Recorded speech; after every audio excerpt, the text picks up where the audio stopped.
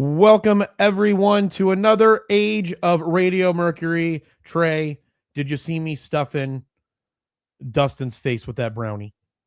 I did. That's It so wasn't a weed funny. brownie, but we were at his birthday party, and his brother's name is Mario. And a fun thing about Dustin here, let me show a picture of Dustin in case you don't know who Dustin is. It's Dustin. Dustin and his brother were born on the same day, but 5 years apart. Oh, that's fun. Which means that, does that mean that they had to be like, I don't know, made on the same or like conceived on the same day? I would say around the same month, but Yeah, I don't know probably anything not the about human same day. biology or how women work, so I guess I apparently don't know that. Well, everyone, my name is Jeremy, your host for Age of Radio Mercury. This is my partner in crime, creator Trey, and this is a show all about podcasting and other pop culture news. And Trey and I just spent like 15 minutes doing technical work because, for the love of God, technical stuff takes up all of our life. I don't know how we can't ever get it 100,000% right and accurate. Probably because we're doing it in our house. And I mean, I have a bunch of equipment. You have a good equipment. There should be no reason why we run into this many flaws and hiccups doing a simple StreamYard show. Yeah, I have no idea. Yeah, I have no idea either. But if you're new to this show, Trey and I, we go over podcasting news articles, we go over pop culture news articles, and this is a show that's brought to you from Age of Radio. If you don't know what Age of Radio is, it is the media company that brings you the podcast network for everyone. And we have over 100 podcasts on our show. You can check us out at ageofradio.com. Here's some of our newest shows that we've added: Mass Virgin, Naturopathy Today, One Voice Evolving, the relaunch of Killer Lashes, Band of Bards, Same Convo, the Come Up Method podcast. So again, we believe that there is something for everyone on the network. We also have hit shows like the Coach JV podcast, my podcast, Age of Jeremy. We also have Creator Trey's podcast, Maker's Remarks. And eventually you'll be able to, if Dustin got his stuff together, also his poop together, if he got his poop together, we'd have our Mercury live stream on here. But essentially, Age of Radio is a media company. But if you have a podcast, we help you, our new podcasters, anywhere from 0 to 20,000 downloads a month. We help you get started, get your distribution going, help you grow, and help to monetize your podcast. And we have all kinds of other great stuff in the works. And you can check us out on Instagram at Age of Radioverse. You can also check us out on Twitter at Age of Radio. We used to have a YouTube that got shut down. So if you're watching this, we used to have a bunch of people watch this show. And then that other YouTube channel got shut down, and now no one watches the show. And the only person that's on here right now is me, because I'm seeing what the stream looks like on YouTube so that we can make this a better show for everyone involved. Before we kick the show off and get into some news and some other updates, want to do two things. Want to talk to you about some of the great things that we have going on at Age of Radio, and also talk to you about one of our sponsors, Merlin, the smartest way to track your crypto. But before I do that, Trey, how has your week been? What have you and Grandma been up to? And what kind of cool computer programming things are you doing, and what's going on in your life? I really need to do more of the computer programming stuff. Most of the week I've been get excited for Apple Creator Studio, which came out 2 days ago. So now I've got all of those apps installed on my Mac and my iPad, and have been kind of messing around with it a little bit. But only thing is, I don't know what to do with it. I've got all this power and no it. What do you mean you don't know what to do? You don't know what to do with it because you don't know what to make, or like, yeah. And you have it on? Do you have it on your iPad, or did you say it's on your Mac? On your Mac? Both. You have it on it's both. On both. And you're paying the subscription, so you've added another subscription. I actually went through, and I keep finding flipping more of them. I pay over $150 in subscriptions. My God, Trey, we're gonna have to increase your salary just to keep up with your subscription problem. Oh boy. One thing that I found out, I bought a television, and I was trying to, I don't have it connected to an Xbox or my PlayStation or anything. So I was using the Hulu app on the television. And when I was going through it, I was trying to sign in to like, I thought that I had like a large family, like the one that gets you like Disney Plus, the ESPN Plus, or the ESPN, and like the whole thing suite of Walt Disney crap. And for the life of me, I could not find the login for the one that I owned. But then I also know that we had another one that Danielle has. So I pay for like that twice. And I think my mom has a family plan. So I think I pay for Hulu 3 times when we could all just be using the same one. Yikes. Yeah, that's That's ridiculous. insane. Yeah, subscriptions are getting freaking out of control. How's your Substack going?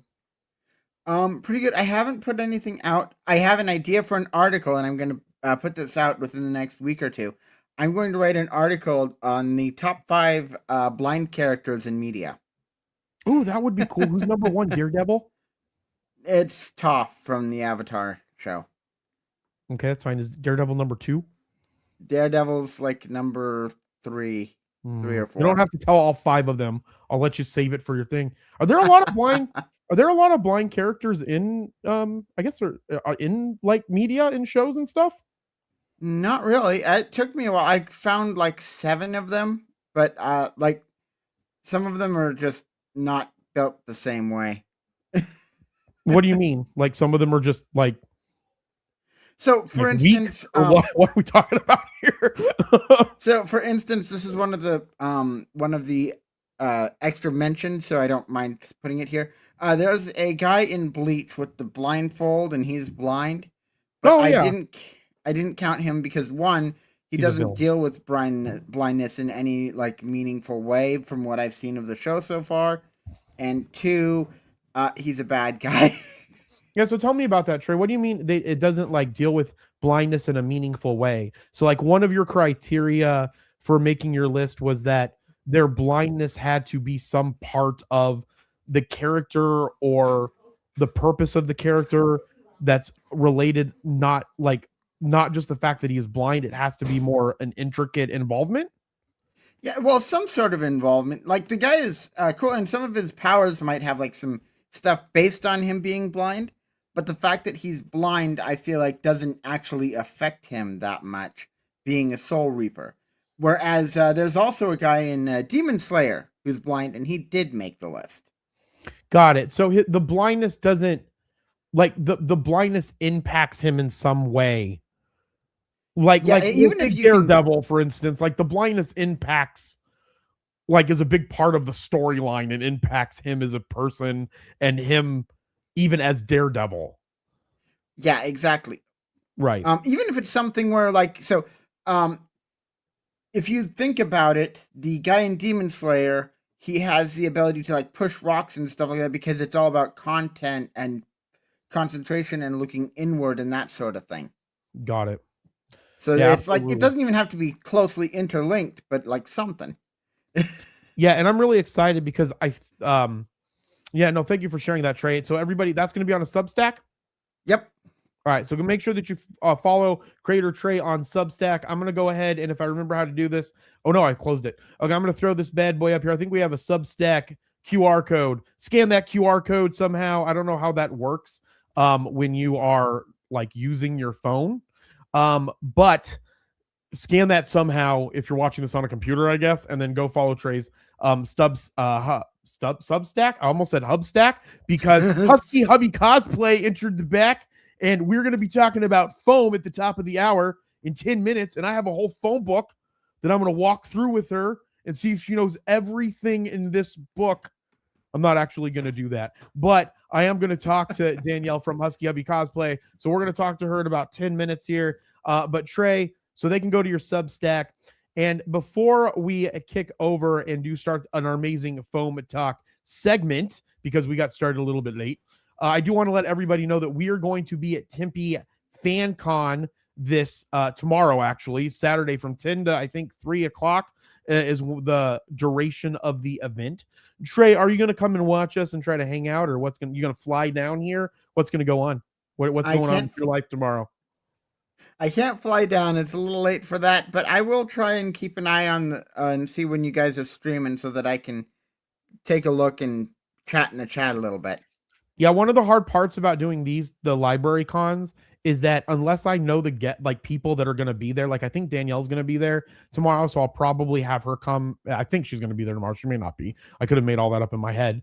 But it's hard to I got to find people. So tomorrow I'm not only going to make Dustin set up, then I'm going to go find people to do interviews with and then set them up in the StreamYard at that specific time and try to figure out how to do it. Okay, so tomorrow, Tempe FanCon. Come and join us. It's at Tempe Library at the Library Plaza from 10 a.m. to 3 p.m. each year in January. The Tempe Public Library brings together fans from all over the valley for a celebration of all things cosplay, comics, and pop culture for a fun and memorable experience. We were there last year, but we didn't have our cool new setup that we do now. Fans can enjoy this absolutely free annual family event, jam-packed with local artists and authors, costume contests, games and activities, photo ops with cosplayers, prizes, and over 80 vendors, of which myself, Geek Collective, Jinx's sister, and some other people are also going to be there as well. Pets are prohibited at this event, so don't bring your dogs. Now, I'm going to say that as a note because they're not prohibited, but I encourage as many people as possible to bring their dogs and see if that can overrun and overthrow the fact that the pets aren't allowed at this event. That's what I want to see happen. All right, we got some comments here.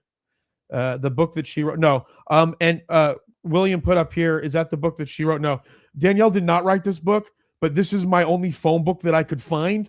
And so I'm assuming this lady on the front might have wrote the book.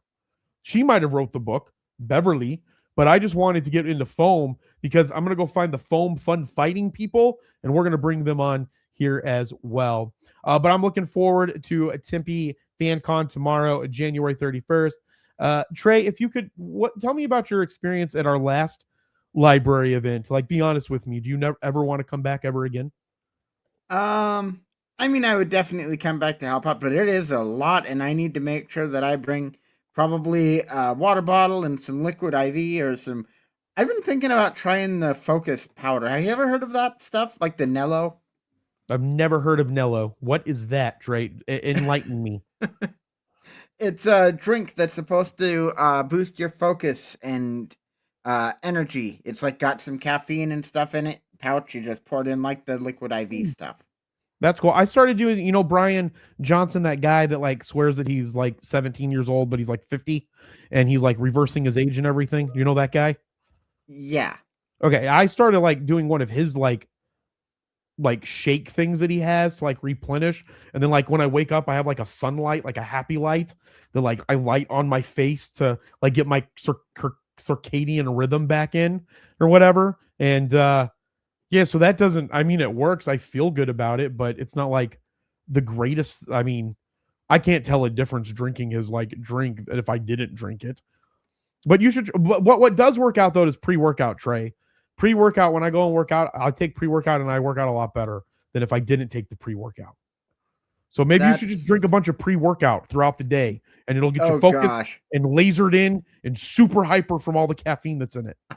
I was going to say, I'm going to steer clear of that one. All right, guys, before we bring up Danielle to talk about foam for the next 20 or 30 minutes here, a regular new segment that we're going to have on the show that Danielle is going to help us lead. I do want to talk to you a little bit about Merlin, the smartest way to track your crypto. And I do want to say that Merlin is technically one of our sponsors for Mercury because I own Merlin. And crypto has been one of the reasons why we're able to do all the fun stuff that we're able to do, because I have a financial education company called 3T Warrior Academy, and we have this amazing app that we created called Merlin. So head on over to merlincrypto.com. I had a link, but I don't know where it's at. Just go to merlincrypto.com. And the great thing about cryptocurrency is if you're involved with it, well, one of the problems with cryptocurrency is there's a lot of bad actors in the space. So it can have a bad connotation in it. But the point is that don't miss out on the opportunity to invest in cryptocurrency, to get involved with blockchain technology, and learn how blockchain technology specifically can be beneficial.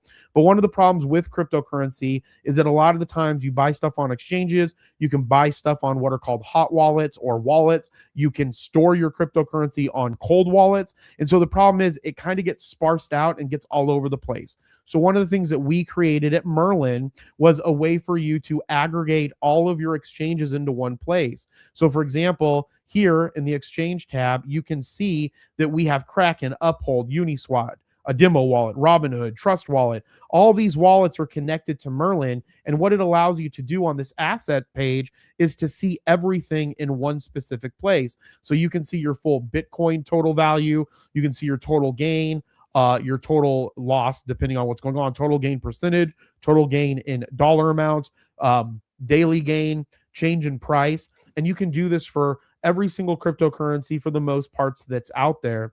But the thing that sets Merlin apart is you have the ability to create exit strategies. So one of the things that we learned in our financial education company is a lot of people don't take profits. So when they don't take profits, unfortunately, what ends up happening is that they ride the wave all the way up. They don't take profits, and then when there is people that are exiting the marketplace, it can crash, and then you lose all of that value that you built up over time. So what Merlin allows you to do is to create exit targets. So for example, in this XRP exit target, we're holding 50 coins to sell, or 50 coins to hold, 50 coins to sell, and then you can set different target prices of when you're going to sell on the way up, so that you can take those profits and reallocate them. And again, this isn't a cryptocurrency show. If you want to know more about Merlin, head on over to the Merlin YouTube channel, or head on over to the 3T Warrior Academy YouTube channel and check it out. But go to merlincrypto.com. If you're involved with cryptocurrency, you want to make sure that you have this as part of your portfolio. All right. And with that, Trey, before I bring up Danielle, is there anything that you want to say about Merlin? Do you have cryptocurrency? Do you have Merlin? Do I need to get you a free demo of Merlin? Do I need to get you set up with Merlin for free because you're my friend and you can start using it? I do have a crypto. I have crypto.com is where I've done. I have tried using like some of the separate wallets, and I am not organized enough to use those things. So I'm kind of with what? No, I said I understand. I'm kind of sticking with. I do need to try Merlin, and I do need to do the free trial. I just haven't done so yet. Maybe that's an opportunity for me this month. I'll have to get signed up. Just let me know. I own it. I'll just get you a free account. I'm not. Don't tell anybody I said that. I'll give one to Danielle too, and Husky. Forget we're live. And Husky Hubby. I know we're live, but they can't hear me when I push my handle from my mouth like this. All right, guys. Without further ado, I've been trying to get this going for a long time. I haven't been studying any foam, but I bought this cool book. This is not the author. This might be the author of this book, but we're bringing up Danielle, who is not the author. But we're going to talk about foam in all of its complexities, and hopefully we don't run into technical difficulties. If not, we're going to try to have foam talk at the end of every month. So without further ado, let's bring up the new addition to the Mercury team, Danielle, also known with her husband, Husky Hubby Cosplay. I mean, her husband's not here, but Danielle's here. And we got this little thing, so don't, hold on, Danielle, hold on. I got to push this button real quick. Oh, it didn't come up on our one. It just come up on the other one. There we go. Foam Talk. I don't know who made this or where it came from. Trey, did you make this? I did make this, although I got to talk to Jinx because she did not click the thing that has it. It's supposed to have a transparent background, but I did make that. Fantastic. So it's not supposed to have this just white background. But the good news is all three of us are pretty white. So based off of that, it could be white Foam Talk. Danielle, what's up? Oh, Danielle, I can't hear you. Why can't I hear you? See, we always have technical difficulties. We sure do. Can you hear me now? Oh my gosh, I can. And you know what I just realized? There might be an echo people because I don't have my headphones on. So I failed, but that's usually how this show goes. It's been failing upward for years. Hey, upward is the way to go. At least it's not failing downhill. So that's true. So Danielle, let's do a fun foam talk segment, and then we can jump into some of the news that we have there. I definitely am happy that you're here because you're a creator, and I do want to talk to you a little bit about some stuff that's going on in AI. and your thoughts on it as well. And so just so you know, we always have technical difficulties. I might disappear through the show and then come back on, and it might just be you and Trey. But I'd love for you to introduce yourself, since you're going to hopefully, if I have my way, make you be a regular part of the Mercury team here and to be on. But go ahead and introduce yourself and what you do for a living as it relates to cosplay. Maybe you don't want to go deep into what you do for a living, but what you're willing to share, the floor is yours. All right. So I am honored to be on the show. We've done, like you said, a few interviews before. So when you reached out and were like, let's do foam talk, I was like, let's do it. But I'm Danielle. I am one half of Husky Hubby Cosplay. The other half is the Husky Hubby. So we started cosplaying in 2017 with like closet cosplays. And then oh, I just got very big. I might do that every once in a while, so I probably should have prepped you for that. But it's all yours now.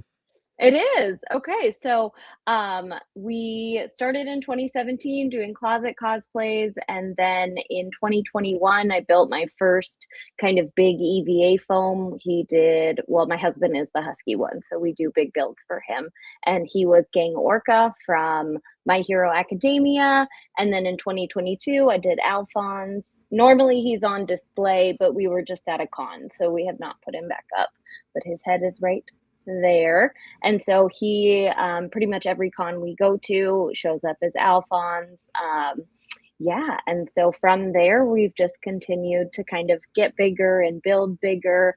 I just started some 3D printing stuff. I know this is foam talk, so I'll talk about the foam, but we started 3D printing too. So yeah, no, absolutely. So for people that don't know, because I didn't know this and still really don't know it because I haven't read through my EVA foam book. I wonder if who's the person that wrote this book? Let me see here. Have you ever seen this book before? That one I have not. No. So I bought a fake EVA foam book by Beverly Downin. I mean, she looks like she's got skills. Yeah, I mean, she did these ones on the back here. Anyways, I haven't jumped into this, but what is EVA? I'm confused. Talk to me about. Let's start our foam talk off here. What is EVA foam, and how is that different from the foam that I find in my couch, and maybe the foam that we used for foam stick fighting, or maybe that was EVA foam. You weren't there for that, but we did this, like, there's this like company that I'd love to get on the show that'll probably be at Game On Expo when we're there here in a couple of months. But they have like these big swords, and then you fight each other with them. Is that still EVA foam, or is that a different type of foam?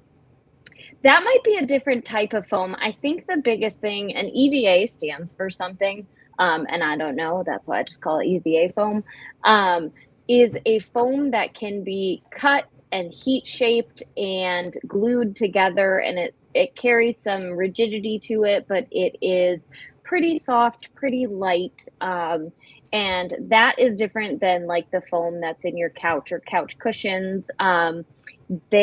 Actually, pillows are different than the foam that's in like couch cushions too. But couch cushion foam tends to be softer and less dense. So the thing about EVA foam is it's very dense. So that's what helps it hold its shape. That's what you can glue together.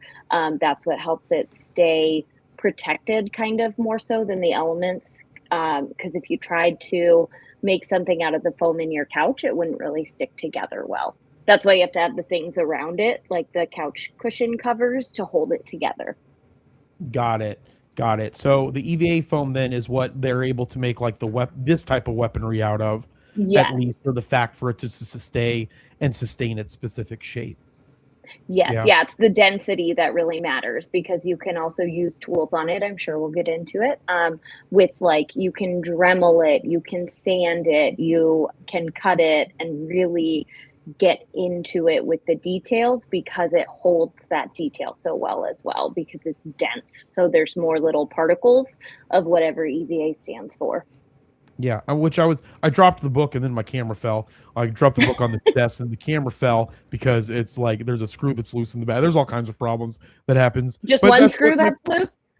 Yeah, it's like it's got, so the way that this stand works is that I guess it would be 2 screws that are loose. But the way that the stand works, it's really cool. It like collapses and like ladders up. But the problem is it uses an Allen wrench. But I thought it would use a universal sized Allen wrench. Apparently, it only uses the universal sized Allen wrench that came with the thing, and I don't That know where came I with put it. Yep. so I can't tighten it. So I'm gonna go buy another product from them, and hopefully I get the Allen wrench. Yep. Yep. Or I need So to it's really not spend time looking. it's not just the mic that has screws loose, it's you, right? Yeah, correct. Correct. I was going for a joke with it, but you know. No, it landed. I'm sorry. I should have added to it, but then I was like, I'm really pissed off about this stand. About the Allen wrench, right? Yep. Yeah, yeah. So tell me, why did you? So I guess first question is, how did you get? I think you've gone over this before on the live, and then we'll move past it. But how did you get involved with using the foam, and how did you learn how to be so good with it? Because you're really good with it, from what I can tell from your. I mean, you guys have amazing. So it's a 2-part question. One, how did you get started in making your cosplays utilizing the foam, and how did you learn about foam? And the second part of the question is kind of separate from this, but is that you guys are everywhere. You guys are going everywhere. And I don't know if that's because I follow your social media, so I see it, right? So I see it, so it feels like you're everywhere. But I feel like you've gone to a lot of conferences. So are you guys doing like a big push into your social media and growth for that? So yeah. that's the second question. First question is the foam, how you got into foam. Yeah, so I got into foam because when Husky Hubby was like, "Hey, I would love to be Gang Orca," and I said, "Oh, you mean the whale person from My Hero Academia?" And he was like, "Yeah," and I was like, "Okay, so you want me to try and make that?" And he's like, "Can you?" And I said, "For you, anything." Husky Hubby.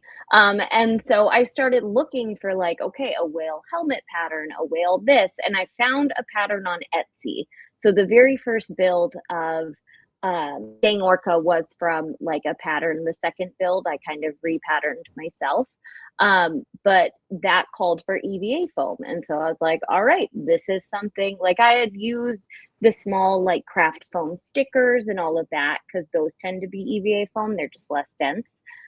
So like if you get your kids big tubs of, or like you have a niece who brought you a craft and it's got like a little foam sticker, that's actually EVA foam. It just is a lot thinner. Ah, yes. I found it on page 21. Ethylene vinyl acetate foam. Okay. It's a closed cell material. That would be why it's dense. Yep. And then when you hit it with a heat gun, those cells close even more, which helps it not to be like a sponge when you paint it. But sorry. Anyway, back to so that pattern called for EVA foam. And I was like, all right, this must be what all the cosplayers use. I'm going to use it. And I jumped right in. And it actually worked out really well because I have been like scrapbooking and crafting and all of that since my youth. And so I loved paper crafting. So building things out of cardboard and everything like that. So moving just into foam, which has very similar geometric properties, like those geometry skill kind of things, as cardboard, it was an easy move for me. Yeah. And then absolutely. And then social media, are you grow? I guess if you want to add more to that story, yes, keep going. If not, what are you doing with your social media? Like, what's your plan here? So that's so I'm more on like that cosplay side of it. And when we first started the Instagram, it was just because I was like, this might be kind of fun to like, we were going to conventions and all of that. And I was like, this might be kind of fun to like put our adventures online. And then I got to the point where I was like, okay, I haven't posted on here in forever. This is too much for me. And I told my husband, I was like, if you think that we should keep doing this, like cons, obviously, cosplay, obviously, but social media, I don't know. And then he took it and he took off with it. So, Wow. yeah, so he's the one who really, like most of the time, if someone sends us a DM, it's my husband who responds, unless it's like a crafting specific question. And then it's going to be me because I love him. He's great at the social media, and he is learning the cosplay stuff now, but I tend to know a little bit more on that crafting side. And so the reason why it looks like we've been everywhere lately is because we kind of have. So he'll put in like a lot of cons will open like applications for creators or applications for like cosplay guests. And so he'll just throw our name in the hat. And a lot of the ones that have reached out, we've been able to go to. And so last year we decided we are doing this so often and we're putting our heart and soul and our money into it. I think we should create an LLC. So we did actually build nice. like we built a small business around it. And we actually just opened commissions too. So that's going to be an adventure. So now you're going to start. Nice.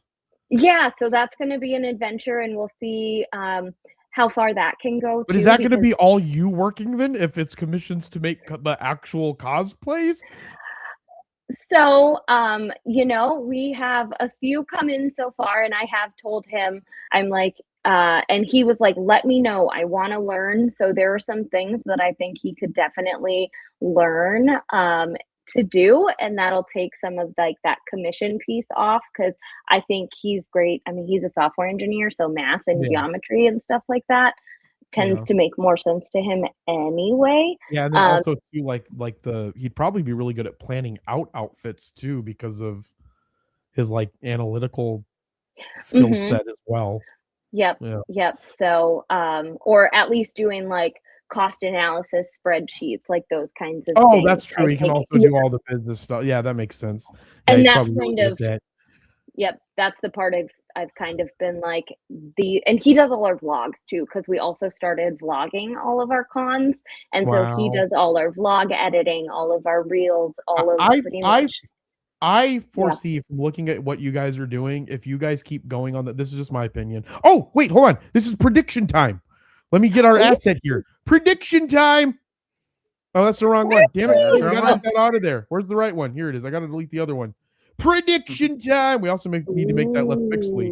Maybe we can have him look at some of these graphics for us. All right, so prediction time. This is my prediction. I look at your social media and I see other people's social media because I follow a lot of obviously I'm on social media a lot. I foresee you guys getting really big in the cosplay niche just because like the way that you guys do it. I'm also part of you have a broadcast channel, right? And I'm a part of that too. So I see all the stuff that you're doing. So I think that you guys are going to be really big. So hopefully with this one person that's watching the show right now, that's probably William or myself, that, which I'm frustrated. I don't know if you know this, Danielle, but our Age of Radio versus YouTube got shut down.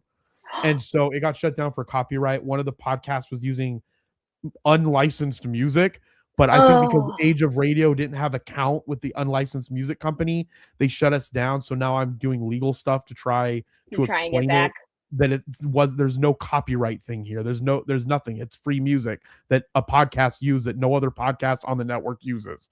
And so it got shut down. So this was starting to grow. And then now we're back to the beginning on a different YouTube channel. So if you can just share with everybody that you know just to come and watch you on it, then we're in good shape. Yep. I should have been like, hey, make a post, but no, it's okay. It's okay. I just wanted you to be on for Foam Talk. All right, so Foam Talk. We got about 15 more minutes, then we'll bring you in on some of the news. So safety precautions. This says something about respirators. What is that? What's a respirator? What's going on? So that is an actual safety precaution that you need. It is, yes. So a respirator is important, especially when, so I'm going to say this all also with the caveat as do as the book says, do as I'm saying, not as I may always not do in my own little workshop, because protection is protection is very important. Well, not with respirators, but like with other stuff, I'm all like, this is my advice, but I don't do any of that advice, but listen to my advice because that's the safe thing. Okay, continue. So what's a respirator? A respirator, actually, give me a second and I'll grab one. All right, this is something about heat gun. Yeah. Mind if I get in? Oh, sorry. Yes, Drake, come in whenever you want. This is Foam Talk. We're all Foam Talking. So this is kind of adjacent. There, last year when I was doing my interviews, I talked to this lady that made dice, And I can definitely understand that people get like very, very, very uh iffy about this stuff, and I definitely understand doing this stuff because she had a flippin' tent. So my question is, do you have a tent that you have to get into to do your foam stuff that's like well ventilated? So, I have a tent down in the garage for doing spray paint. And so I only spray paint out in the garage in like a big spray paint tent. So Yeah. that I can then open the garage and this is a respirator. And so it Oh, it's the looks, thing that you put on your face to help with yeah, the spray paint and the stuff going on. breathing, the Got it. respiration. I So thought if it was for respirator, if you passed respirate. out, someone could grab one of the defibrillator, like it was a defibrillator type of device, and then get you back to life if something bad was Nope, happening. Okay, nope. that makes This sense. this you put on so you don't need that later because you're not trying to fill your lungs with chemicals. So Got this it. is like what you wear when you spray paint. When you're sanding EVA foam or using Dremels, you can put these on. These are particle. So there's different attachments for respirators. There's particle ones. There's ones that are for like inhaled substances. And so when I am cutting my foam, I'm not really creating a lot of like foam dust, so I don't use one then. But then when I Dremel my foam, I made a Dremel box so that I can just have it enclosed and I put my gloves, like my gloved hands in it, and then I can Dremel inside rather than Dremeling outside. And it contains all the dust, so I don't have to wear the respirator. But then when I think you're supposed to wear it when you're heat sealing. I don't wear a respirator when I Let's heat see what it seal. says here. It says Right? respirator. Consult the book. It's a good idea to get a backup cartridge set and label each cartridge with the date of the package. It has a cute little cat for I'm assuming you need to be mindful of your cats and their lungs Pets, yep, also. yep. um, And your all right. husband's probably. Dust protection. What was the question you said? Or what Um, did you say? You're not sure if you need to for wear it heat when? heat sealing, yep. Oh, I don't know. Here's the heat gun safety part. I haven't read the book though. So this is all me just scanning. But anyways, continue, Danielle. Yeah, so that's what the respirator is for. I don't wear gloves except for when I do the Dremel because I just don't like Dremel fuzzy particles all over me. And it's like dust containment. And then respirators for spray paint, definitely respirators for using contact cement. So, contact cement is one of the adhesives that's really good for putting your two pieces Oh. together. Um, Okay, Danielle, real quick. In this guide, it has so next to the respirator, it has like a respirator sign, and then on all these things, it says to use a respirator during dust protection, and mhm. then hydrogen bromide when heated EVA foam cells close. So and with the heat gun, so you're supposed to use it with the heat gun because of the hydrogen bromide. Yep. So, This is whatever going to be that a is, premier foam conversation. We're going to get really right? into the chemical aspect of it. Right? Ooh, we should find a PhD in chemicals and come on the show and talk to people about foam with us when you're on, Danielle. That's what we should Right? do. And All do right. prediction time on how long, how many years of my life breathing in some of this stuff is taken off. Oh, we could totally do that and have them test you. Be like, okay, so Danielle's been doing this long. Sometimes she wears a respirator. What has been damaged on her body after this period of time? We should Right? 100% do that. All right. Yep. If you guys know any PhD chemistry Oh, I'm gonna people, find some now, chemists, yep. My and hopefully, master's is not we in can that, so hopefully we can find the most boring one too, like the way in which they present, and then it's just this, like the most ridiculously boring conversation when he's talking ever. All right. right, I'm just Um, randomly. Oh, continue, Danielle. yeah. No, I was gonna say you want to flip to a random page and tell me what's on it, and we Yep, can that's chat. what I'm doing. I love it. I love it. Okay. You and you All are like right. synced up. And Trey, feel free to jump in. And then I need you to go and take a course on foam. We'll take courses on foam, and then we'll just get better knowledge, and then we'll just talk randomly about foam. Okay, so this is about attaching costume pieces. So Okay. there's a thing called D-ring, and I'm Yep. A assuming D-ring. that's not for something else. So It what is. is a It's D-ring? different. A D-ring is a metal ring shaped like a D. That's why they are called D-rings. Yep. And on, yep, that picture was what it is. And you can use those to attach belting, almost said foaming, but that doesn't make sense. Like nylon webbing. Use that for foaming. Foaming, yes. Nylon webbing, ribbons, anywhere that you want to like take an attachment and put it on, you can attach that D-ring, and then it holds like webbing on the other, or it holds some stringy type thing on the other side. They're used for attachments. Yeah. Like a buckle then, or something. Kind like of. Yeah, so you can Odd that you use say that, Trey, because right underneath D-ring is our buckle. buckles. So what's the Yep. difference? So So the the- difference Yeah. The difference between a buckle and a D-ring is that a D-ring doesn't hold things by itself. You'd have to have two of them to make like a tension kind of belt. Whereas a buckle, you've got that piece that you put the hole in, and so it holds your piece on the other side. So typically when you've got a D-ring, you've got a buckle too. And so on one side, your D-ring, I'm trying to think. I don't think I have anything out right now with a D-ring. I'd have to unpack Alphonse, and that would take a while. But it is something that okay. So here's my hair tie, right? And you would put the material around the hair tie, right? And this represents the D-ring. My thumb can be the D-ring. And then the buckle is on this side. So if you had another D-ring instead of a buckle, they'd have to stay attached. And so if you used elastic, they would stretch. But if you need that piece to come off, that's where a buckle comes in, because it's got the piece that can attach and detach. So they're just different attachment styles. Yeah. That's really cool. And then That I don't know makes when sense. William put this, but William used to do epoxy sprayer, but I never wore a respirator. Yes. So that's a good point, William. You can be a part of the death test that we're trying to do with There how we long- go. You can also send in how long you've been doing that and how badly you've been affected. And then we can figure out and we can take votes and like we'll give away money for people that get the closest amount of like how damaged their lungs have been for this. And then it looks like William also put Trey Runaway. I don't know when he put that. It was probably at some point about the D-ring is what my guess would be. All right, let's go randomly for fun because we got about 7 more minutes. Okay. And then we can talk to you about some AI and some stuff. So this is actually kind of cool. So and so I want to hear yours. So it looks like in this example using EVA foam scraps. So like obviously when you're doing stuff, you have a lot of materials left over. Kind of like whenever I'm wrapping paper, I'm a horrible Christmas wrapper, and then I have a bunch of paper left over because I have to do stuff so many times, and then like leftovers and so forth.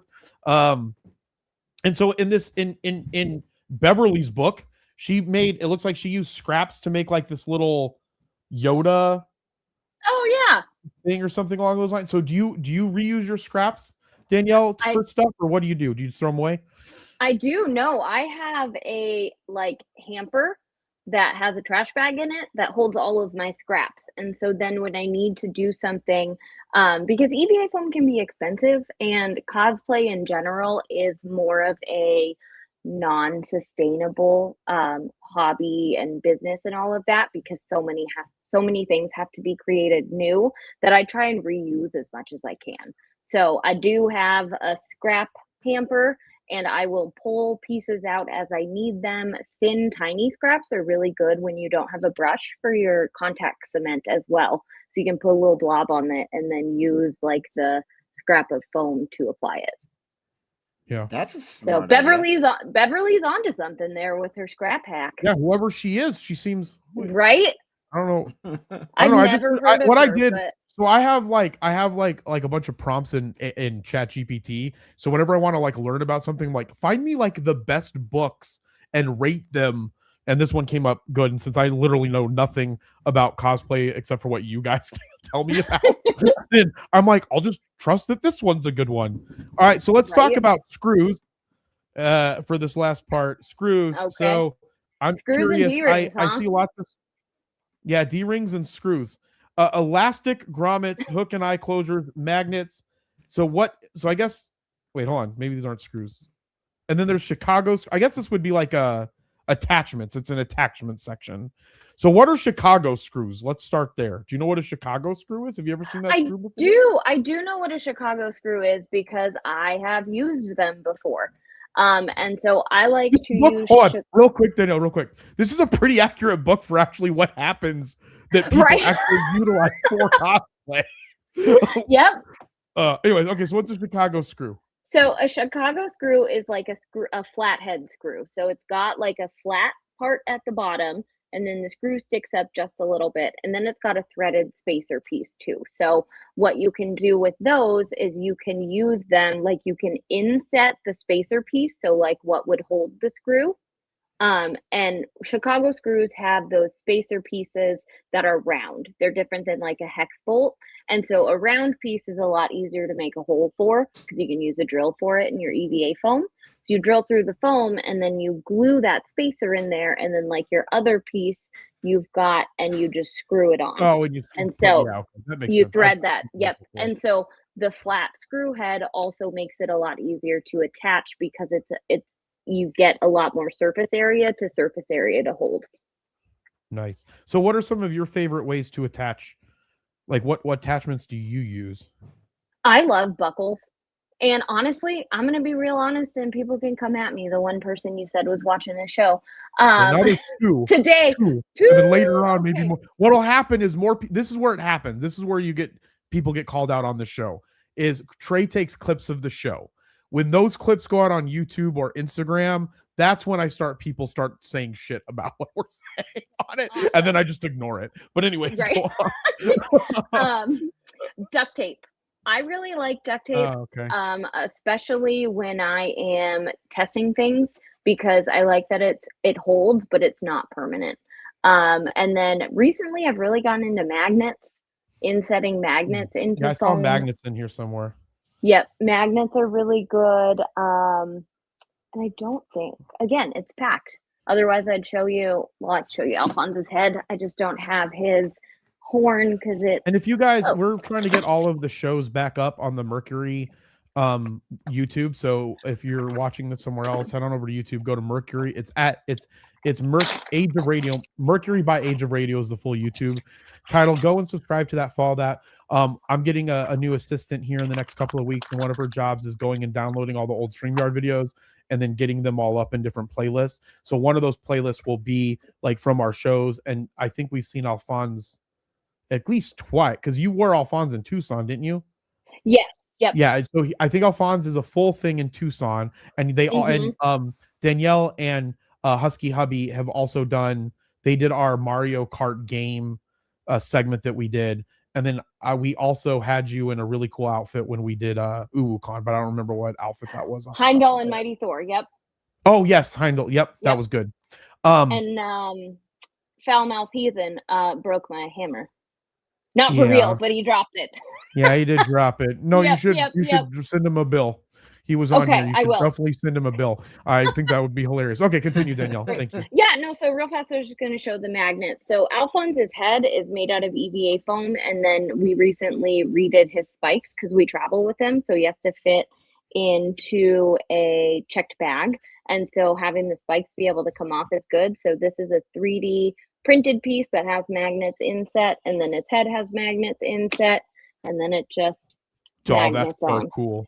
Yep. Yeah, if you guys haven't seen the Alphonse, just so you guys know, their Alphonse gets people like from anybody that sees it, they just come over. It's really good.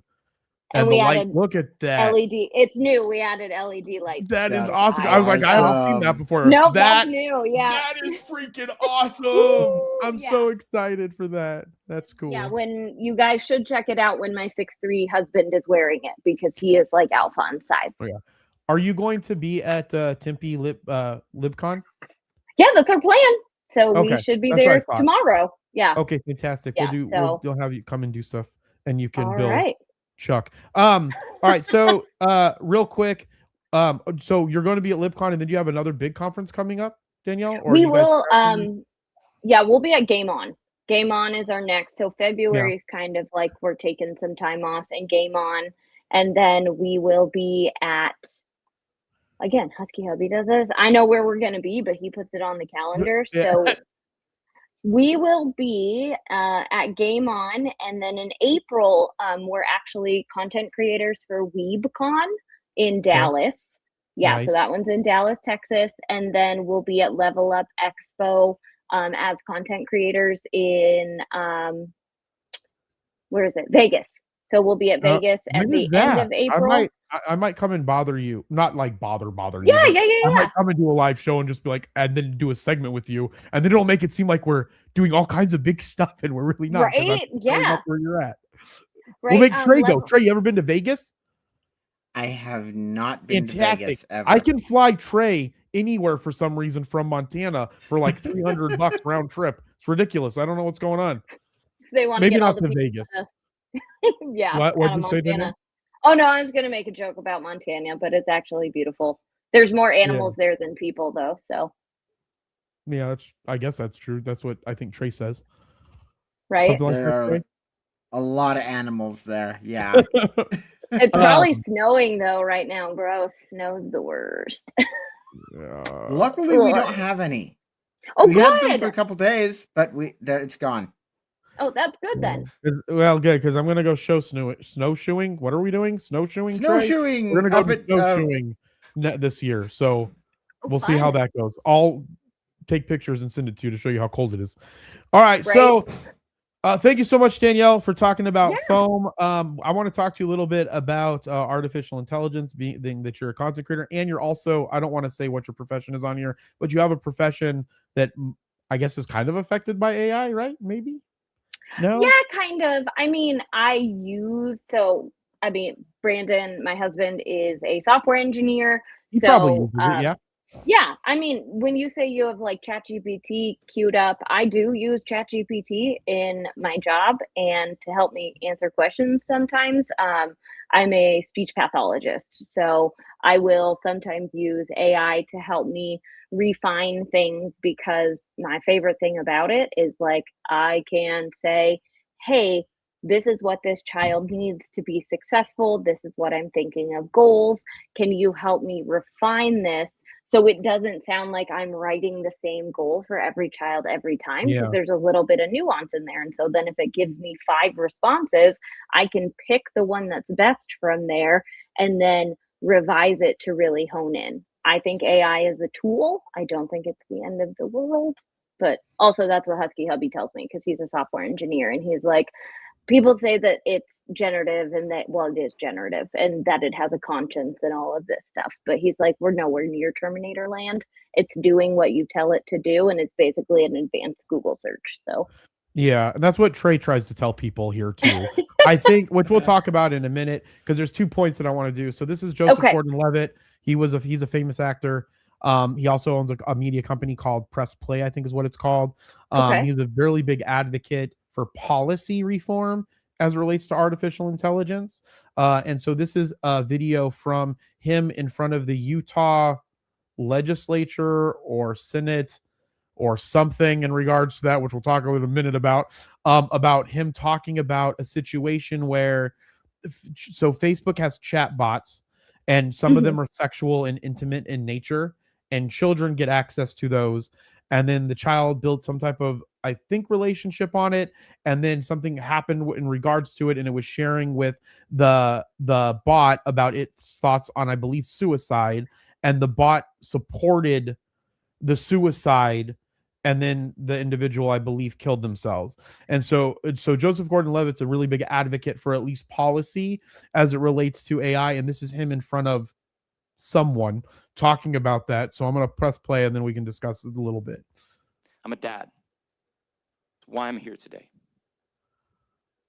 I have 2 boys and a girl. They're 10 and 8 and 3. And I am worried for them.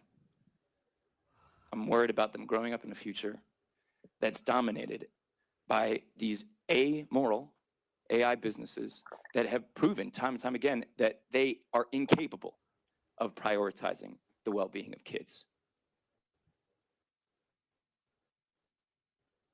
Whenever there's a tragedy like this, they pay lip service to the families. But I'm sorry, it is clear as that is spin, it's PR, it's marketing. Because again, these companies are driven by only that one guiding principle: making money. That's it. So this is why the AI industry needs laws.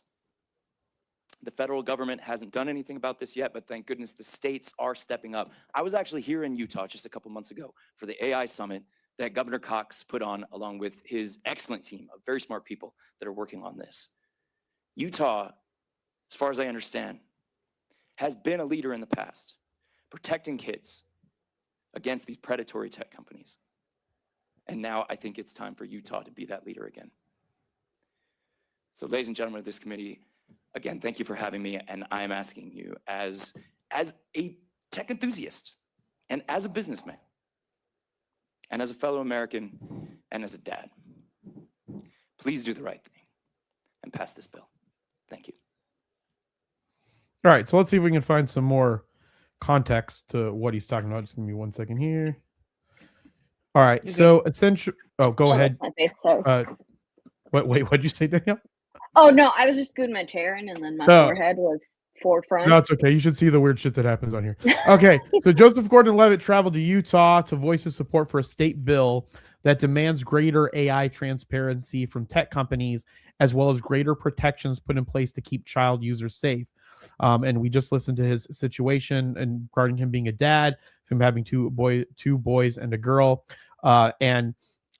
and he told Utah representatives at the state's capitol during that House Economic Development and Workforce Services Committee meeting. So the subject being discussed was HB 286, a new bill sponsored by Republican Utah Congressman Doug FIFA. The bill is designed to force tech companies to create, implement, and publish public safety and child protection plans for their AI platforms and chatbots. That is a cause that Gordon-Levitt has been vocal about in the recent months. He's also called out Gavin Newsom because Gavin Newsom had a similar bill that I don't think that he signed into law. So I'm not exactly sure what happened with that because I didn't do further research from this article and Trey giving it to me, or me telling Trey to put this and give this to us. But I think down here it talks a little bit about the situation of what I was talking about earlier with the intimate bot. And then I believe that it led to the child. Okay. So essentially the child began confiding his suicidal thoughts to the chat bot. Rather than terminating the conversation or encouraging him to seek outside help, ChatGPT, so it was ChatGPT that was the suicide one, helped walk him through suicide methods and materials, and at one point discouraged him from speaking to his mother about the struggles. So essentially the chat bot really pushed him, or was more giving, I don't want to say lip service, but there's a term for it that escapes me right now, when the AI is essentially just doing what you're telling it to do, to like be that you were right and you were the one that's saying the right thing, right? And there's a term for it that they use in it, but I forgot what it was. And then, if I'm not mistaken, there's also the situation here in September. Gordon-Levitt made a New York Times co-ed video calling out Mark Zuckerberg and Meta's chatbots and the synthetic intimacy they create with their users, which include minors. Even in the video, Gordon-Levitt criticized Zuckerberg for prioritizing lots and lots of money over safety regulations that would regulate and guard children's interactions with Meta AI technologies. And so there's another show called Hard Fork, and they talked a little bit about this. And from the Meta perspective, there was policies that were in place that they should have followed to do this, but the two departments weren't talking to each other during the creation of the actual bots. So from my understanding, Meta had the policies, but no one was like reinforcing those policies because the areas weren't communicating with each other about what was happening. So first, since Danielle, you're here and you've never been on the show, I'd love to hear your thoughts about this, and then we'll go to Trey.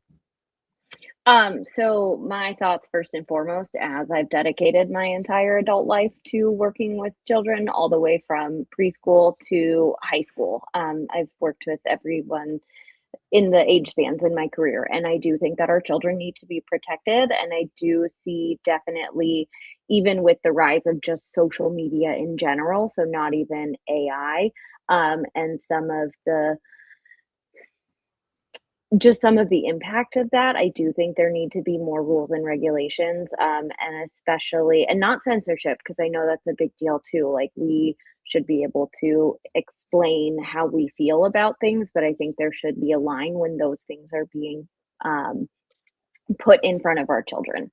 And with that, I think that there need to be stops, I guess, or lines in the sand for like, this is not something that, like, if this word is put into ChatGPT or whatever generative AI, it's immediately a stop. Like, if the word suicide gets put in there, there needs to be, because it's all programming, part of that program that says, okay, we detected the word suicide.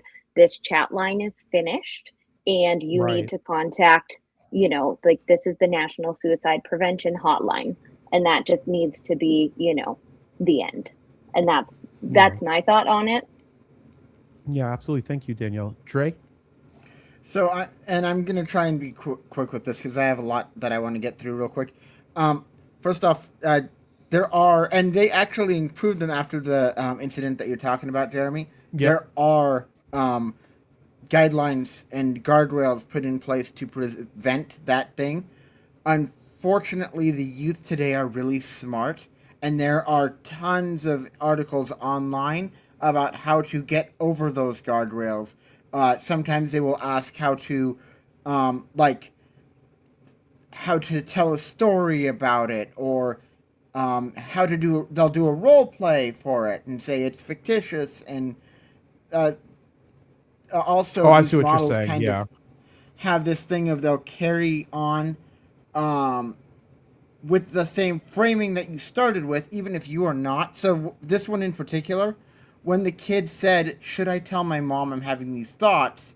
and ChatGPT said no, it was still framing it in the story. And I'm not saying that, you know, there shouldn't be, because there should be guardrails, but also it's really iffy when it comes to protection, when it comes to tech, because if you it's either you have privacy or you have security. There is no in between, and we're seeing all over, including in AI, these companies are starting to collect information to try and detect minors, but that also means that they have information on probable minors. LinkedIn, what's the word? That game, Roblox, all of these are doing like these AI child detection filters that have such a success rate. And I think that the main thing should be giving the parents all of the tools, and almost to the point, like making sure that the tools are used, and giving like some sort of parental education. Because I think that if you do it on the companies, one, that's not exactly the best way to put your trust, and two, it's not necessarily going to be effective because there are all sorts of ways to get around this stuff. Yeah. I do. So I listen to All In podcasts. And so obviously, not to go too into political, I think most people know that I'm very more left leaning than right leaning, but All In podcast is a very right leaning show. But I like listening to it because, one, they talk about like venture capitalism, things like that, which is something that interests me. But in it, the David Sachs are the czar, the crypto czar, or the AI czar of the United States, who's in the administration or part of the administration for the Trump administration. One of the things that he brought up, especially regarding Gavin Newsom, because him and I think Jason, or the main host of the show, kind of disagree a little bit on this topic. He wants there to be no state intervention whatsoever, and it to be a completely federal thing that has the say in it. And the reason why he says this, and this is what I kind of wanted to see, Trey, your thoughts on, and Danielle, if you have anything to add as well, was that he says that the reason why he wants that, so that the states don't have anything, is because he feels that it's going to slow down our progress with AI. And his fear is that other countries, like per se China, are going to get an upper hand on artificial intelligence and put us as Americans in a worse off position. Because when we think about future wars, a lot of it's going to be AI related, or AI being used to do certain things faster than humans could, from like a war perspective. So Trey, I'm curious on, do you think that the states putting these policies in effect would affect that? So I am not sure. It like so. Um, if it's an effective, they need to change Mhm. their systems or something like that. Maybe I haven't read the article, but I am like, so it depends on how it's written. There was once a UK bill that talked about like protecting the internet and protecting the internet for people.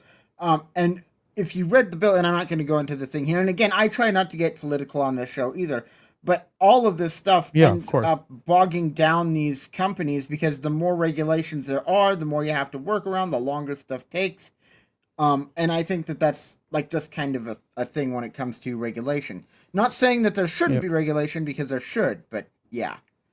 Yeah, Yeah, I'm in Danielle. agreement as well, and I tend to try and not be political either. I think that in other instances where things were kind of removed from being done at the state level and sent off to the federal level, I feel like that has created quite a disparity in Mhm.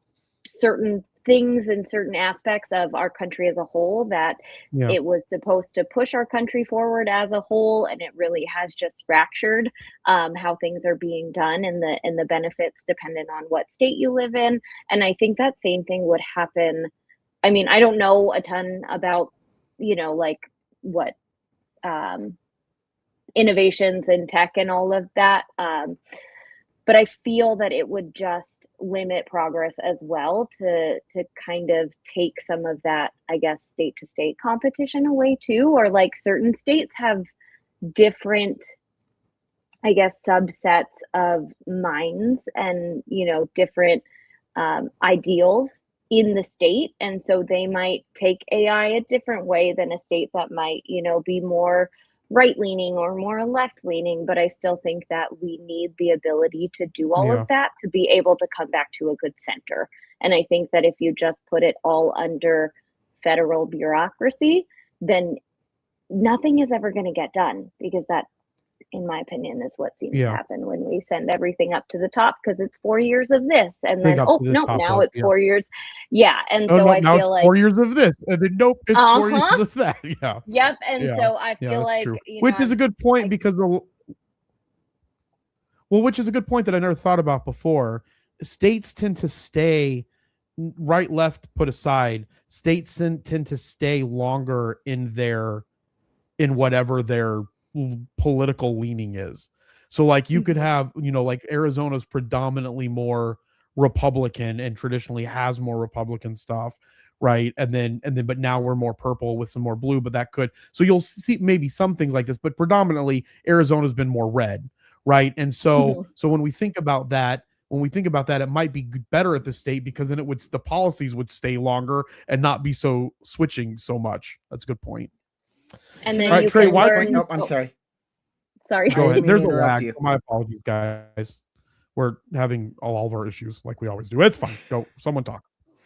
Okay, my apologies. This, so what I've heard, and I'm not saying that you guys, because in a lot of ways you guys are absolutely right, but from what I heard, that doesn't fit at this tech level, because what they do is they take the state that has the most um, difficult stuff, and they work off that.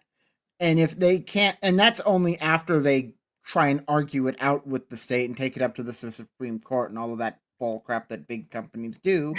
Yeah.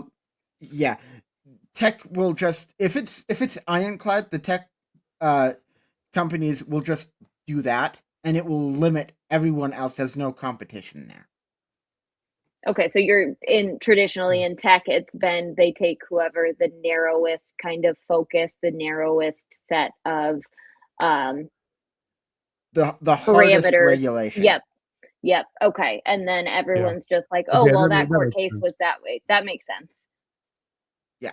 So yeah, it seems Yeah. to be one of those things that is, and sorry to go back to your point earlier, Trey, too. You said there needs to be parent education, and there needs to be some way to really kind of bring that parental piece back into kids on the internet. Because when we grew up, our parents were like, I don't even know what the internet is. And so I'm going to kind of watch what you're doing, And so just really, if there were a way to work in, and of course, I mean, everyone had some of those parents too that would just be like, oh, here's the field trip thing. And they're like, I'm not even going to read it. I'm just going to sign it. And those same things happen on the internet.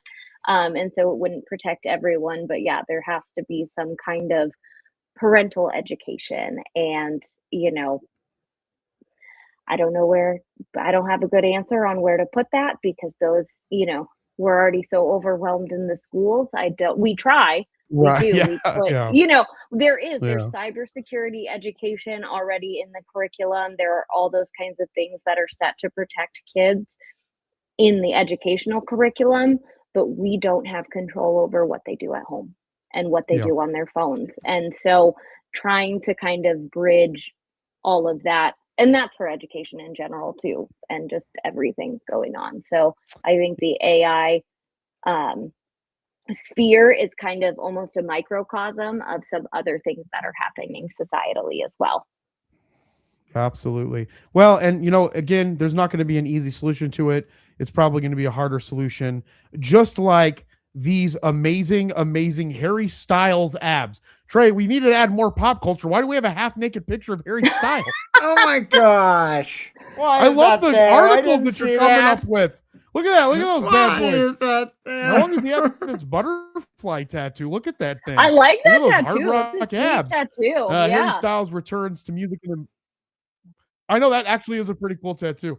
Harry Styles returns to music and embraces the light with Aperture, his new single that was released January 22nd that ushers in a new album era alongside an exciting residency-focused live tour. So, Trey, are you a big Harry Styles fan? Is that what's happening here? That is not what's happening here. So look, pop culture news is so flippin' widespread and so flippin'. I don't know where to go. So I literally just Google or ask ChatGPT. Actually, that's really big pop culture news because Harry Styles is a big artist coming back He's a big to the artist, limelight yeah. with a new song. Yeah, I don't think there's anything wrong with that. Do you like Harry Styles, Danielle? What kind of music you listen to? You know, I listen to a lot of everything. The last Harry Styles I will say that I heard was whenever Watermelon Sugar came out. I don't Yep. I tend to be more on like the pop punk side of things too. Like I'll listen to top 40 stuff, but I still go back to like My Chemical Romance, all of that. Yeah. That was like the music of my youth. So there's some good Yeah. artists coming out in that sphere. I'll be interested to listen to the Harry Styles song. I bet it's good. Yeah, that's a big pop culture news. I know that's why you did it, Trey, because I was like, we need to find other pop culture news. But I was just like, he always finds these weird, like half-naked sex ones that have something. All right, Dragon Ball 40th anniversary event. Again, we only have Jeremy? 7 more minutes. Oh, go ahead, Trey. I apologize for stopping you. I just wanted to let you know we're having a thing about Instagram. Do you want me to, before we do the next article, do you want me to go through the Discord stuff real quick and you can make sure that's on, or do you want to just let that go for now? No, I have it up over here. I just let it go. I didn't care. I was like, some Okay. technical difficulties I don't care about. That's when, even though there was a lot of people that were watching it, I don't care about it anymore. I'm like, whatever, shut down. It's fine. I'm more excited about Dragon Ball 40th anniversary because this is one of your favorite anime, isn't it, Trey? It is. 2025. Oh, sweet. There you go. Nice. 2025 marks 40 years since Akira, I'm going to probably say the name wrong, so don't yell at me, Toriyama's groundbreaking Dragon Ball manga first hit shelves in Japan. The Dragon Ball, what's that word, Trey? Danielle, Ginki Damatsuri? Ginki, Yeah, that must be probably the 40 years. Damatsuri. Ginki Damatsuri must be the 40 years. Was held in Japan over the weekend to celebrate the global manga, anime, and video game phenomenon, taking up the huge Makuhari Messe event space near Tokyo. The event featured everything from exclusive merch, live game contests, and specially curated exhibits of original artwork. The main stage was packed with exciting announcements about where the series is headed after the death of series creator Akira Toriyama, including 2 new anime TV series, a new game, and a massive new DLC for Dragon Ball Sparking Zero. All right, so let's talk with the 2 anime series. I'm going to start with Trey. And now I'm excited because, Danielle, you're a big fan. But, Trey, you didn't want them to make new stuff, right? So I did, but for one of these series, I'm not upset. Yeah.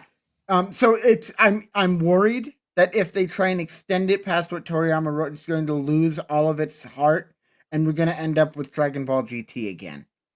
Okay. That's my worry. All right, Danielle. So how do you feel about Dragon Ball GT first? And then are you excited for new Dragon Ball anime series? So I will say I was a late adopter of Dragon Ball, and I have not actually seen GT yet. But Dragon Ball Apparently you shouldn't, Super, because I don't think Trey liked it. I know, right? Yeah, so it's also very nostalgic for me in a way because Husky Hubby and I, when we first got together, this was the first thing that really ignited the fact that both of us loved anime, and we watched the whole Dragon Ball Z. And then when Super came out, I will say that Zeno is literally my favorite character. He's just so great. Are you familiar at all, Jeremy? No, I am not Okay. familiar with anything. The only animes that I've ever finished were Neon Genesis Evangelion, probably Cowboy Bebop. Trey's making me watch Bleach right now, and then before that, I just watched a bunch of movies because I don't. The problem with series in me, even my whole life, even when I was younger, I never had time to watch series because I'm always doing stuff. So that's why I've always been really attracted to movies, is because I can I can one and done it. I can be like, Yeah. here's a 2-hour block. I'm just gonna watch this movie, or 3-hour block and watch 2 movies or whatever, and then I'm done. Yep. So no, I'm not familiar with it. It might be a hot take. I don't know how you feel about it, Trey. We started Dragon Ball Z, and then we ended up finishing with Dragon Ball Z Kai because I just couldn't do 80 episodes of Snake Way. We didn't have time with our 40-hour-a-week jobs. But if you ever watch it, Jeremy, I say watch Kai because it shortens the story, takes out some of the filler. Really great. But anyway, I'm super excited for anything new. Dragon Ball. We actually, some of our first cosplays together were Bad Band Vegeta and Bulma, and then we did Krillin and Android 18 because we went to the first ever Kameha Con that was in Dallas. So I'm just stoked. Vegeta, I'm a Vegeta stan. If you watch our latest vlog, I talk about someone who did art justice, or talk to someone who did art justice Vegeta. I'm hoping, I know that Toriyama's heart was always Goku's gotta win, but I want Vegeta to have his day. And I really hope, that they just, because his character arc is just so good. I geek out so hard about Dragon Ball. No, I'm really excited about this because now I'm gonna make sure that whenever you're on the show that we have Dragon Ball conversation. I just love it. And I'm not, people are, you're probably not even a fan because I can't tell you every character of every arc ever, but I can tell you lots of stuff that I remember, and it just makes me happy. Yeah. And That's that's what's what it's important. supposed to do. Yeah. Yeah. So Yeah, Trey, you the- probably have a lot more like ideas on all of like the technical, like this plot, that plot. I'm just like, Goku and Vegeta, yes, Majin Buu, yeah, hopefully Zeno's in it again. Yeah, so this one, it looks like the event kicked off with a brief talk between Son Goku's Japanese VA Masako Nozawa and Dragon Ball series executive producer Ikio Iyoku, followed by the premiere of a special video making the 40th anniversary of Dragon Ball, featuring music specifically composed by Hans Zimmer. Trey, try to find this video if you can, and we'll watch it next week because we're coming towards the end of the show. But this new one's going to be called the Galactic Patrol anime. It'll adapt the Moro or Galactic Patrol Prisoner arc, which are chapters 42 to 67 of the Dragon Ball Super manga. It follows on from the Universe Survival arc of the Dragon Ball Super anime, which aired between 2015 and 2018. So, Trey, are you familiar with this arc? Like, is this a good thing or a bad thing or not a thing? So this is actually a good thing. I'm actually very happy with this. This is actually in the manga. This is actually just a continuation of Dragon Ball Super, so I think this is a good series. Right. Well, cool. All right, guys. Well, we're coming up to the 5 o'clock, depending on where you're watching. It's 5 o'clock in Arizona. So Danielle, if you want to let everybody know where they can find you, some of the stuff that you want them to go and watch, where they can find your vlog, we'll start with you and then we'll go over to Trey. All right. So we are at Husky Hubby Cosplay on Instagram. On YouTube is where we put all our vlogs. We're active almost every day on Instagram, posting content, all of that. And we do have a TikTok. at Husky Hubby Cosplay. Still working out how we want to do that. But yeah, Husky Hubby Cosplay is where you can find us. Perfect. Thank you so much, Danielle. And I'm super excited for where we take foam talk into the future. I'm going to come up with all kinds of stuff, and we're going to even cover tray and foam one day. Don't know how we're going to do that or what that's like, but I was looking for foam kits. I've been looking for all kinds of foam, Trey, especially for Dustin. We're going to make Dustin do all kinds of stupid stuff. All right, Trey, where can people find you? What calls to actions do you have, sir? Okay, so you can find me just about everywhere at Creator Trey. I did a really fun video this week on TikTok and Instagram showing off my desk setup. Really proud of that one. And then Substack, I've got that article that we discussed earlier, creatortrey.substack.com, and that's all I got. Thank you. Perfect, Trey. Thank you again. My name's Jeremy. Make sure that you follow me at Age of Jeremy, wherever you get your social media, and on my YouTube at Age of Jeremy. New episodes of Age of Jeremy, my podcast, will be coming out. I've been really focusing on this. It's also tax season, so I'm super busy with a lot of businessy stuff, but they will be coming out, and I'll also be continuing my conversations with content creators, so we'll probably make Danielle come on that. We'll make Trey come on that. People that I know. So that'll be fun. And then again, we're going to be working to have our foam talk segment once a month. And I will work with Danielle. Hopefully, if she's interested in it. If not, I'll work on it my own and just make her come to the show. And then we'll figure out some new cool stuff to do with foam. But make sure that you follow Danielle, and hopefully she can be a continued part of the Mercury show. And we will be at Tempe FanCon tomorrow at 10 a.m. We'll start going live, and Danielle and Brandon will both be there from Husky Hubby Cosplay, so we'll get them in on the camera as well. And also, last thing, make sure that you follow 3T Warrior Academy. We're launching a brand new podcast with all of our coaches, with myself, with Coach JV. So go to 3T Warrior Academy. That'll probably be a weekly podcast. We have a new podcast room set up inside of our offices in Mesa, Arizona. So I'm really excited about that, and we'll probably get Arizona Mercury guest to come down or fly Trey down to be on that every once in a while for fun. So with that, as I always say, be thankful, grateful, and kind. I know we didn't talk about any podcast news today, so go to our Discord, go into Trey, what's the news feed called now? Dispatch. Go into the Dispatch channel. You can get all of the news. Keep up to date on everything podcasting. And as I always say, be thankful, grateful, and kind, and we'll talk with you soon. Bye.